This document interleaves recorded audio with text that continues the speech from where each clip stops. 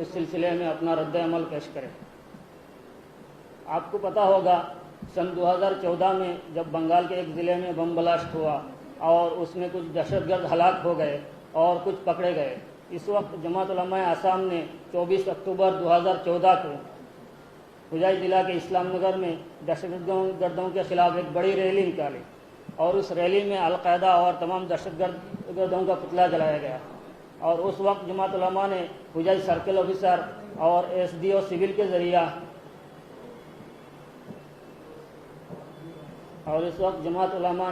ہوجائی سرکل آفیسر اور SDO سول کے ذریعہ اس وقت کے آسام سرکار کو ایک میمورنڈم بھی دیا۔ جماعت علماء کا سب سے پہلا آسام میں دہشت گردوں کے خلاف یہی پروگرام تھا، اور جماعت علماء آسام شروع سے لے کر اب تک دہشت گردی کی مخالفت کرتی رہی اور آئندہ بھی کرے گی۔ میں آپ کو بتانا چاہتا ہوں کہ دہشت گرد کا کوئی مذہب نہیں ہوتا۔ دہشت گرد انسان کی شکل میں ایک جانور ہوتے ہیں، اور دہشت گردی کو مذہب سے جوڑنا صحیح نہیں ہے۔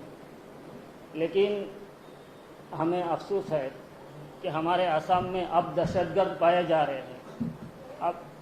اب ان دہشت گردوں کے بارے میں جماعت علماء کا یہ کہنا ہے کہ ان دہشت گردوں کا اسلام سے کوئی تعلق نہیں ہے۔ صرف یہ کہنا بھی صحیح نہیں ہوگا کہ ان کا اسلام سے کوئی تعلق نہیں ہے، بلکہ ان دہشت گردوں کا مذہبی بائیکاٹ ہونا چاہیے۔ ان میں جو دہشت گرد مریں گے ان کا جنازے کی نماز کوئی نہ پڑھے، اور نہ ان دہشت گردوں کی لاش کو کسی قبرستان میں دفنایا جائے۔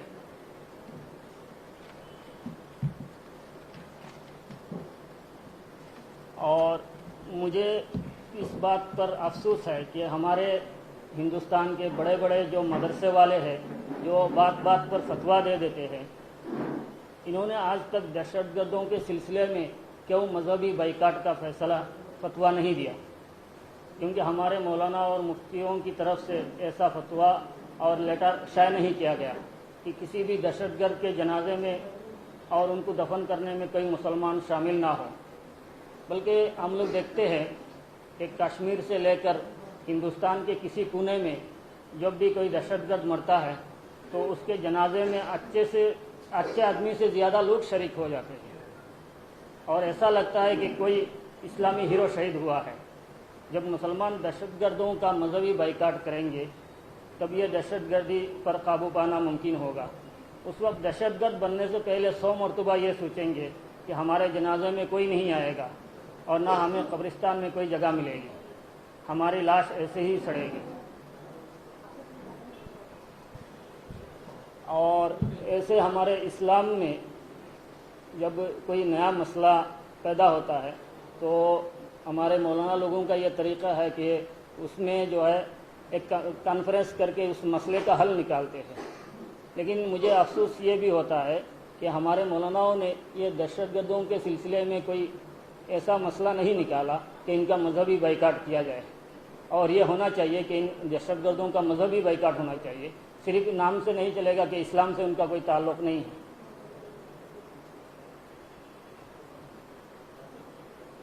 اور ایک چیز کے بارے میں کہنا چاہتا ہوں کہ جیسا کہ میڈیا سے ہمیں پتہ چلا ہے کہ ہوجائی ضلع کے لنکا میں ایک نوجوان جو تبلیغی جماعت میں جا کر دہشت گردوں سے تعلق کر لیا ہے، اس سلسلے میں مجھے یہ کہنا ہے کہ ہندوستان میں اسلام کو سیکھنے اور سکھانے کے لیے مدرسے بہت ہیں، اور اس زمانے میں تبلیغی جماعت کا جو کام دہلی کے نظام الدین مرکز سے چل رہا ہے اس میں بہت شک ہے، اس میں ہمیں بہت شک ہے۔ تبلیغی جماعت کا جو کام نظام الدین مرکز سے چل رہا ہے اس میں ہمیں بہت شک ہے، اس لیے کہ نظام الدین مرکز کمیٹی میں جو ہندوستان میں ہے اس میں پاکستان کے لوگ بھی ہیں، نظام الدین مرکز کمیٹی میں پاکستان کے لوگ بھی ہیں، یہ آپ لوگوں کو پتہ ہوگا، اور پوری دنیا سے نظام الدین مرکز میں لوگ آتے ہیں جماعت میں۔ اب یہ لوگ کیا یہاں ہندوستانی مسلمانوں کو سکھانے کے لیے آتے ہیں یا سیکھنے کے لیے آتے ہیں؟ ہمیں سرکار سے یہ گزارش کرنی ہے کہ ان پر کڑی نظر رکھنی چاہیے، اور ایسے اسلام کو سیکھنے اور سکھانے کے لیے تبلیغی جماعت کی ضرورت نہیں ہے۔ ہندوستان میں اور آسام میں بھی بہت سارے مدرسے ہیں جہاں سے اسلام مکمل طور پر صحیح سے سیکھتے ہیں لوگ۔ میں بھی خود ایک مفتی ہوں اور جتنی اسلامک ڈگریاں ہیں میں نے حاصل کی ہے، تو مجھے یہ تبلیغی جماعت کے جو کام ہے اور اس میں جو باہر سے لوگ آتے ہیں اس پر مجھے وہ کرنا ہے کہ سرکار ان پر کڑی نظر رکھے، کیونکہ ایک واقعہ تو آسام میں ہو چکا ہے، ابھی میڈیا سے بھی پتہ چلا، جو لنکا کا جو لڑکا ہے وہ 3 مہینہ جماعت میں گیا، اس کے بعد ان کا تعلق ہو گیا ہے۔ اب نظام الدین مرکز کے بارے میں یہ بھی کہنا ہے کہ وہاں جو ہے سال میں 4-5 دفعہ دنگا فساد ہوتا ہے، اور ہر وقت دلی پولیس وہاں تعینات رہتی ہے، ایک دوسرے کا ہاتھ پیر توڑ دیتے ہیں۔ اب جس مرکز میں جو ہے لوگ دنگا فساد کرتے ہیں وہاں سے اسلام کی کیا تعلیم ہوگی؟ دلی پولیس کے پاس یہ ریکارڈ ہوگا کہ سال میں 4-5 دفعہ وہاں پولیس لگا دیا جاتا ہے، ایک گروپ دوسرے گروپ پر حملہ کرتے ہیں، ہاتھ پیر توڑتے ہیں۔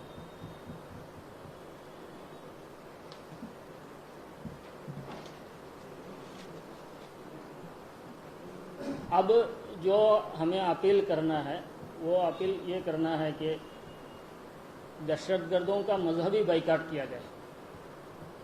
آسام کے ہر مدرسے والے دہشت گردوں کے مذہبی بائیکاٹ کا اعلان کریں۔ آسام کے مسلمان دین سیکھنے کے لیے تبلیغ میں نہ جائے۔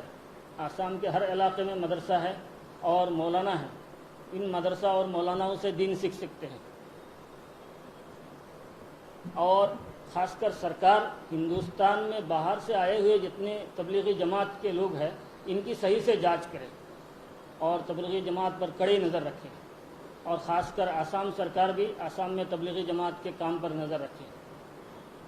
اور لاسٹ میں یہ کہنا چاہوں گا کہ ہمارے ہوجائی ڈسٹرکٹ کے جو ایس پی اور ڈی ایس پی صاحب ہے، ان دونوں نے بہت ہمت کے ساتھ یہ حزب المجاہدین کے جو ممبر ہے، قمر الزما سے تعلق رکھنے والے جتنے لوگ ہیں ان کو کم ہی دنوں میں پکڑ لیا، اور یہ امید بھی کرتے ہیں کہ ہمارے ہوجائی ضلع کے ایس پی انکور جین اور ڈی ایس پی جوتی رنجن ناتھ سار کی نیترتو میں ہوجائی ضلع دہشت گردوں سے پاک ہوگا اور ہوجائی کے لوگ امن و شانتی سے رہ سکیں گے۔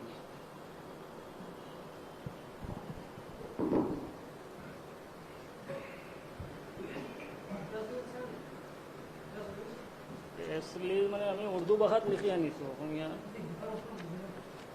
অসমীয়া বনাই পেলাই দি দিব পাৰোঁ।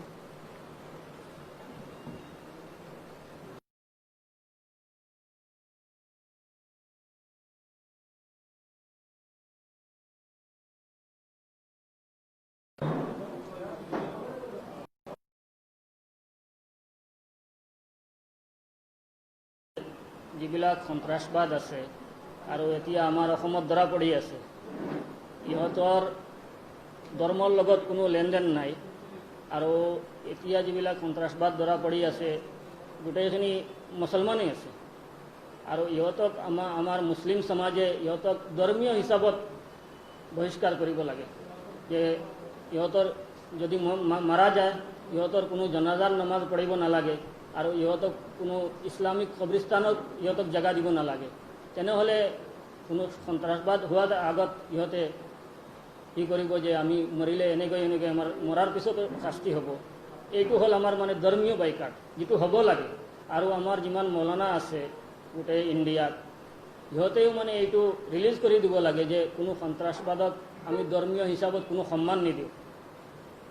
এইটো সিহঁতে আমাৰ গোটেই ইণ্ডিয়াত মুছলমান মৌলানাবিলাকে কৈয়ে আছে যে সন্ত্ৰাসবাদৰ লগত কোনো ইছলামৰ সম্পৰ্ক নাই। যেতিয়া নাই তেনেহ'লে আমি এইটোও কৰিব পাৰোঁ যে ইহঁতৰ ধৰ্মীয় হিচাপত ইহঁতক বহিষ্কাৰ কৰিব পাৰোঁ। কাৰণ সন্ত্ৰাসবাদবিলাকে চায় যে ইহঁত মৰাৰ পিছত ইহঁতৰ জনজাত এনে বাল মানুহ মৰাৰ পিছত যিমান মানুহ হয় ইহঁতৰ জনজাত আৰু বেছি মানুহ হয়। আপুনি কাশ্মীৰৰ পৰা গোটেই মানে ইণ্ডিয়াত দেখিব পাৰে। এইটো এই ধৰ্মীয় বহিষ্কাৰটো আমি কৰিবই লাগে অতি সত্তৰ। আৰু যিটো কথা ক'বলগীয়া আছিল এইটো হ'ল যে এই তবলিগী জমাতৰ যিটো কাম চলি আছে, তবলিগী জমাত নামে যিটো কাম চলি আছে গোটেই ইণ্ডিয়াত, তবলিগী জমাত, এই তবলিগী জমাতৰ কাম কাজত আমাৰ ইণ্ডিয়াৰ কোনো মৌলানা সন্তুষ্ট নহয়। আমাৰ ইণ্ডিয়াৰ যিমান মৌলানা আছে মাদ্ৰাছাৰ এই মৌলানাবিলাকো সন্তুষ্ট নহয়। এই মৌলানাবিলাকেও বাৰ বাৰ এই তবলিগী জমাতৰ এগেইনষ্টত লিখি আছে, বহি লিখি আছে, প্ৰেছ ৰিলিজ কৰি আছে। এই তবলিগী জমাতৰ কাম কাজত আমাৰ চৰকাৰে মানে কৰা দৃষ্টি ৰাখিব লাগে। কাৰণ তবলিগী জমাতত নিজামুদ্দিন যিটো মৰকজ আছে দিল্লীত, এই মৰকজত যিটো কমিটি আছে এই কমিটিতো পাকিস্তানৰ মানুহ আছে, যিটো আমি ভালকৈ জানো, আফগানিস্তানৰো মানুহ আছে। তবলিগী জমাত যিটোৰ হেডকোৱাৰ্টাৰ দিল্লী নিজামুদ্দিন মৰকজ হয়।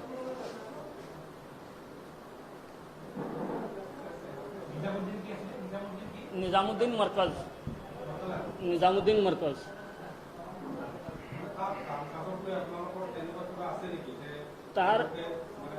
তাৰ কাম কাজলৈ যিটো আমাৰ মৌলানাবিলাকৰ যিটো নীতি আছে সেইটো হ'ল যে ইহঁতে যিটো কাম কাজ চলাই আছে ইছলামৰ কোনো ৰুল ৰেগুলেশ্যনত চলোৱা নাই।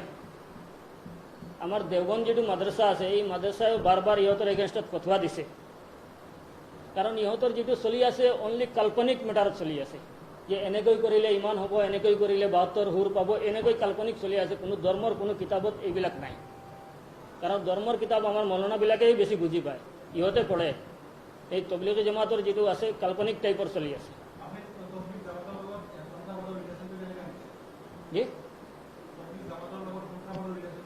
এই ৰিলেশ্যনটো মই আনিছোঁ যে এতিয়া আপোনালোকে মিডিয়াত মই পাইছোঁ যে আমাৰ লংকাৰ এজন ল'ৰা, সি স্কুল পঢ়ি আছিল, পঢ়াৰ পিছত ই 3 মাহৰ জমাতত গৈছে। এই জমাত যোৱাৰ পিছত কাশ্মীৰলৈকে গৈছে। এতিয়া আমাৰ হোজাই পুলিচে এইজনক আটক কৰিছে। এই লিংকত মানে কৈ আছোঁ। আৰু যিটো মানে মোৰ যিটো উদ্দেশ্য যে তবলিগী জমাতৰ কাম কাজত আমাৰ কোনো মৌলানা সন্তুষ্ট নহয়, কাৰণ ইহঁতে মৌলানাবিলাকক নলয়। এই তবলিগী জমাতৰ কাম কাজত মানে চৰকাৰে মানে চোকা দৃষ্টি ৰাখিবই লাগে। কাৰণ আপুনি দিল্লীত গ'লে চাব নিজামুদ্দিন মৰকজত ডেইলি বাহিৰৰ পৰা কিমান মানুহ আহি আছে জমাতৰ নামলৈ। এই মানুহবিলাকত মানে ভালকৈ চৰকাৰে চাব লাগে কিহৰ কাৰণে আহি আছে। কাৰণ এনেকুৱা নহয় যে ইহঁতে ইয়াত মানে ধৰ্মীয় শিক্ষা ল'বলৈ আহি আছে। ধৰ্মীয় শিক্ষা ল'বলৈ আহিলে আমাৰ মাদ্ৰাছাবিলাক আছে, তাত এডমিশ্যন ল'ব লাগে। না ধৰ্মীয় শিকাবলৈ আহিছে, শিকাবলৈ অহাৰতো প্ৰয়োজন নাই। আমাৰ ইণ্ডিয়াতো 5-6 হাজাৰৰ ওপৰত মাদ্ৰাছা আছে। তেনেহ'লে কিহৰ কাৰণে ইহঁতে যিটো আহি আছে বাহিৰৰ মানুহবিলাক, এইটো চোকা দৃষ্টি ৰাখিব লাগে। অসমতো তবলিগী জমাতৰ কামটো চলি আছে। এই আমাৰ এজন ল'ৰাটো গৈ পেলাই বাচিছে নিজেই, কিন্তু অসমতে এইবিলাকক মানে চোকা দৃষ্টি ৰাখিব লাগে তবলিগী জমাতৰ ওপৰত। আমাৰ দৃষ্টিত যিটো ধৰ্মীয় মেটাৰ লৈ হয়, ইহঁতে মানে ধৰ্মীয় হিচাপত চলা নাই। ধৰ্মীয় হিচাপত চলিলেতো আমি সমৰ্থন কৰিম, কাৰণ আমাৰ ধৰ্মতো সন্ত্ৰাসবাদত মানে সমৰ্থন কৰাৰতো একো নাই। ইছলামটো শান্তিৰ মানে এটা ধৰ্ম হয়। আৰু আমাৰ ইণ্ডিয়াত বহুত মৌলানা আছে যিহঁতে তবলিগী জমাতৰ এগেইনষ্টত মানে অভিযান চলাই আছে। মোৰ নিজৰ লগৰীয়া আছে দিল্লীত, মুফতি ৱাজাহত কাছিমি সাহেব, সি সদায় দিন ৰাতি তবলিগী জমাতৰ এগেইনষ্টত চলাই আছে। কেতিয়া হোম মিনিষ্টাৰকো চিঠি লিখি আছে যে এইটোক বেন কৰিবলৈ।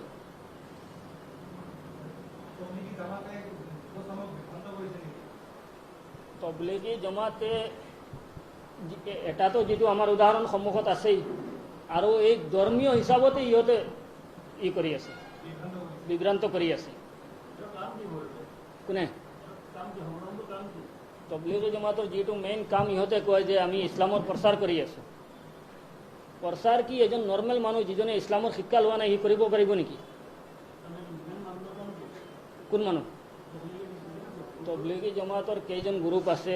এতিয়া যিজন মেইন আছে, এতিয়া এই সাদ নামত আছে, এই ইউপিৰ মানুহ হয় সাদ, যিজন নিজামুদ্দিন মৰকজৰ হেড হয়, এইজনৰ আণ্ডাৰতে চলি আছে কামখিনি।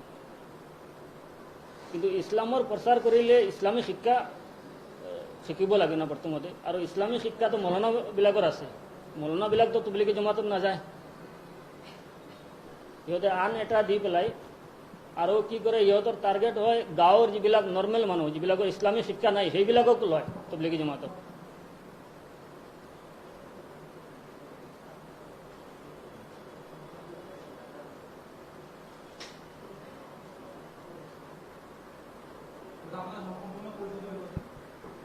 আমাৰ সংগঠনটো নাম হ'ল জমাত উলামা অসম।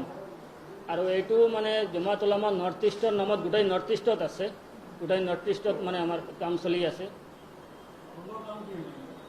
মেইন সংগঠনটো হ'ল মই জমাত উলামা অসমৰ সভাপতি মুফতি ইবাদুৰ ৰহমান কাছিম। মুফতি ইবাদুৰ ৰহমান কাছিমি। মুফতি ইবাদুৰ ৰহমান কাছিমি।